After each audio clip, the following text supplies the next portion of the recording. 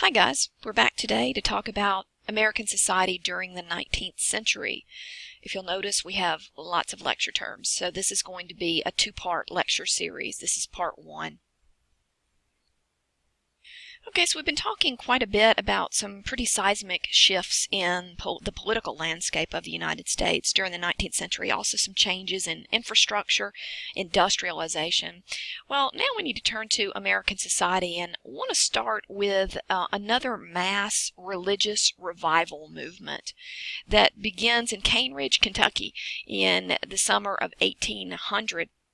A mass revival movement in which you're going to see a number of camp meetings popping up along the frontier and even in more heavily settled regions like the East Coast, in cities there. You're going to have a new generation of evangelical Christian preachers who are going to try to encourage Americans to begin reforming American society. They're going to start to try to encourage Americans not just to convert, but for those who have already converted to these evangelical denominations like the Baptist or the Methodist or the Presbyterians, even for those who have long since converted.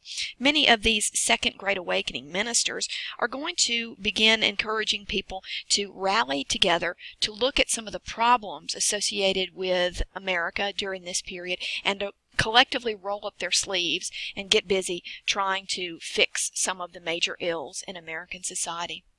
So Charles Finney is a good example of one of these Second Great Awakening ministers.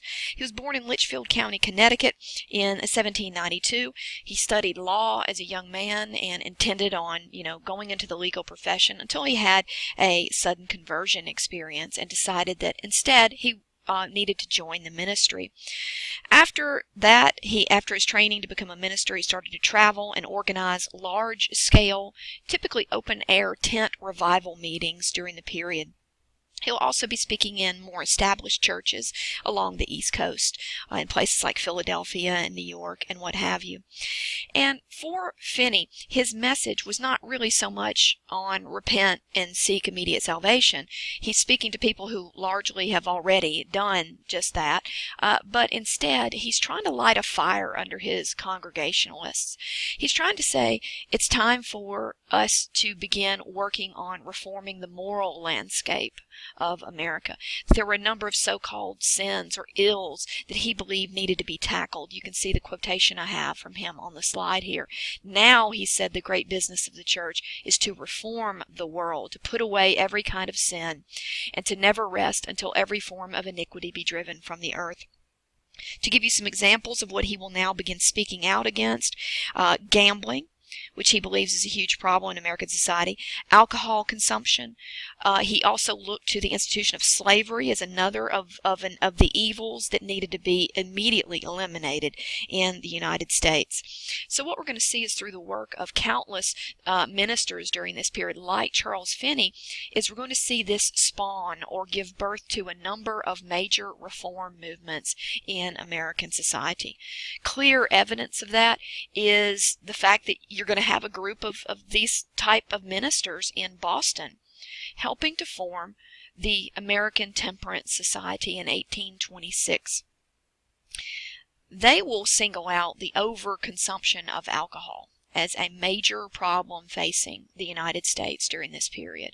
And really, when you stop and think about it, many of their criticisms are valid. Unfortunately, even today in 2016, you probably know someone that overdoes it when it comes to alcohol or some other intoxicant. And you can very easily imagine some of the problems associated with that person's life. Getting into trouble with the law, work absenteeism, which is the term that they used back in the day, which simply means that if you're hungover, strung out, what have you, that you're not showing up to work, that you're absent from work. Financial problems. Money being spent on alcohol is money that's not being spent paying the rent or, getting your children clothing for school. You can see one of the posters here, one of their promotional posters, the young girl finding her dad pretty much passed out drunk in a bar, Papa, don't drink anymore. You know, some of this kind of sentimental advertising during the period, but you know, really trying to address the overconsumption of alcohol, because it can lead to higher rates of spousal abuse, you know, all not to mention bodily damage. So for the ATS, they will initially form their society to get Americans to start scaling back their consumption of alcohol. Over time, however, they're going to begin to embrace the idea of total abstinence, and they're going to begin pushing to ban the production and sale of alcohol, to just eliminate it from that aspect. They were successful, according to historians, by the 1820s through the 1840s. Groups like the ATS, they're one of the largest, but they're not the only temperance society in the United States. They were successful in cutting per capita consumption of alcohol almost in half during the first few decades of the 19th century. But of course, they will not be successful in completely banning the sale of alcohol until the early 20th century with the era of Prohibition. Another area of reform during the early 19th century was that concerning women's rights. Specifically, women wanted some rights at a time when they had virtually none. Let me give you some examples of what I mean. In the United States, when a woman married, she could no longer retain independent title to any property that had existed in her name. Instead, as soon as she became married, the title to any property that she owned would automatically be transferred to her husband's name. Also, women in the United States could not make a will. They could not sign a contract. They could not even bring suit in court against someone that had done them wrong without their husband's permission. And then, of course, nowhere in the United States during this time period could women vote. Instead, the popular notion during this time period was that the sexes should inhabit separate spheres, and that's what I mean on the slide here. The very common idea during this period is that women were intellectually and physically inferior to men. They weren't quite as smart, they weren't quite as strong, and so therefore they should be kept to the domestic sphere or the private sphere.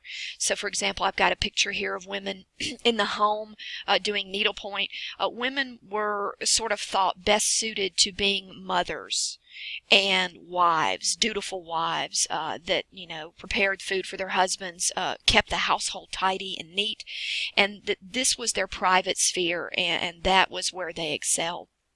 Men, on the other hand, were often thought during this time period to be intellectually superior to women as well as physically stronger than women, and it was thought that they best inhabited the public sphere. And by the public sphere, I mean outside of the household. So on election day, that men were best suited to going and casting their ballot, that men were best suited to the business world and making decisions there, or speaking up in church or synagogue, or that they took a leading role in very public affairs. So with this kind of idea in mind, many American men and women thought that this was simply the natural order of things. However, you will see rising sentiment during the 19th century to kind of overturn some of these legal strictures on women in the United States. Probably the earliest indication that we have of a budding women's rights movement takes place in Seneca Falls, New York State in 1848. We'll have a meeting there of both men and women who are kind of tired of the restrictions being placed upon women, and they will begin to demand more. One of the leaders that spoke very eloquently at the Seneca Falls Convention was Elizabeth Cady Stanton, who herself was highly educated. She was a graduate of Troy Seminary. She was also the wife of a prominent abolitionist or anti-slavery advocate. And she spoke there at the convention, taking the Declaration of Independence as her guide. And that immortal line in the Declaration of Independence that all men are created equal, she expanded that, of course, to say, quote, all men and women had been created equal. She then went on to list a number of problems specifically associated with women not having the same rights as men in 19th century society. She also held forth at that time the incredibly radical idea that women should actually be granted the right to vote. So what we're going to see is the Seneca Falls Convention is the start of sort of the modern day women's rights movement, but it doesn't gain a whole lot of traction over time. And part of that is because most American men and women rejected these ideas. That, you know, their notion was, well, if women want to start voting and if women want to start going out into the workplace, they're going to want to start wearing the pants in the family, literally and figuratively, and that this might make men more effeminate, right? That somehow there might be some kind of drastic role reversal between the two sexes. So that's one reason why you see a very slow start to the women's rights movement, is a lot of sustained resistance in American society to it, worried about it somehow changing the relationship between the sexes. Another reason why you don't see the women's rights movement gaining much steam this early on is because the abolitionist movement or the anti-slavery movement is going to start to gain a lot more traction in the lead up to, of course, what we understand to be the last days before the Civil War. This debate between free states and slave states, the abolitionist argument, the abolitionist reform movement is just going to start to eclipse virtually all other reform movements during this period. So it won't be until after the Civil War, until after slavery is finally done away with, that we see a renewed interest in pursuing women's rights during this period. So for any of you who've taken an American literature class, you have likely already been introduced to the Transcendentalist writers of the early 19th century, figures like Whitman and Thoreau and Emerson. For those of you who haven't, it will take just a moment to explain what this newer generation of writers and thinkers are talking about. These are young men and women who have grown up and they're sort of rebelling or rejecting their parents' generation of ways of thinking and understanding their role in society. They're rebelling, for example, in many cases against formal worship. Remember how just a few slides ago we were talking about the Second Great Awakening and many of these ministers trying to urge people to come in to their churches and get to work reforming American society.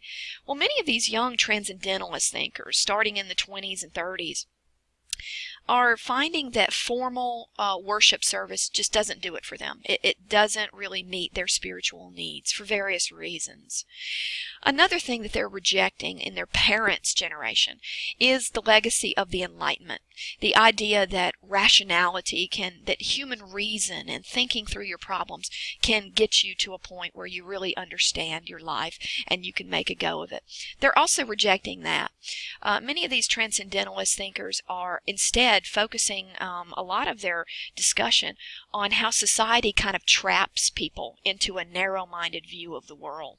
That people are more concerned about what their neighbors think about them than actually becoming individuals, self-realized individuals.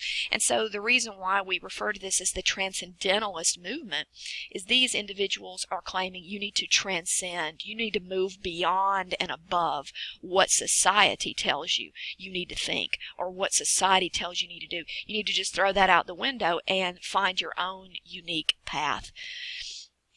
One of the most interesting of the Transcendentalist thinkers was Ralph Waldo Emerson, who was a poet. He actually trained to be a Unitarian minister, just like his father, but over time he found his parents' faith unsatisfying. If he could find no logic in formal worship, nor could he find any solace in logic or reason, none of that helped him deal with the numerous tragedies he experienced in his life. For example, his father died when he was just a child, leaving his family in poor financial circumstances. Later, his first wife passed away from tuberculosis while the couple were still newlyweds. Added to that, his first son died by the age of 5, and Emerson's brother suffered from insanity his entire life. So Emerson tried formal religion. That didn't help. He tried thinking and rationality and these sorts of things. None of that helped him as well.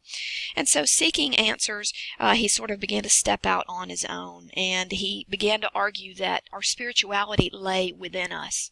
It was not something you had to go to church to experience. That God, in fact, lived within each human being. That God was not an external force that you needed to talk to through a minister. So Emerson often emphasizes going out into nature and kind of seeking through quiet and reflection, seeking a closer relationship with your spiritual self. And above all, Emerson emphasized thinking for yourself and not doing what other people tell you to do. Emerson will end up becoming a huge proponent of the Abolitionist Movement. He was someone that was interested in individual liberty. Therefore, it was kind of a no-brainer that he supported an end to the institution of slavery in the United States.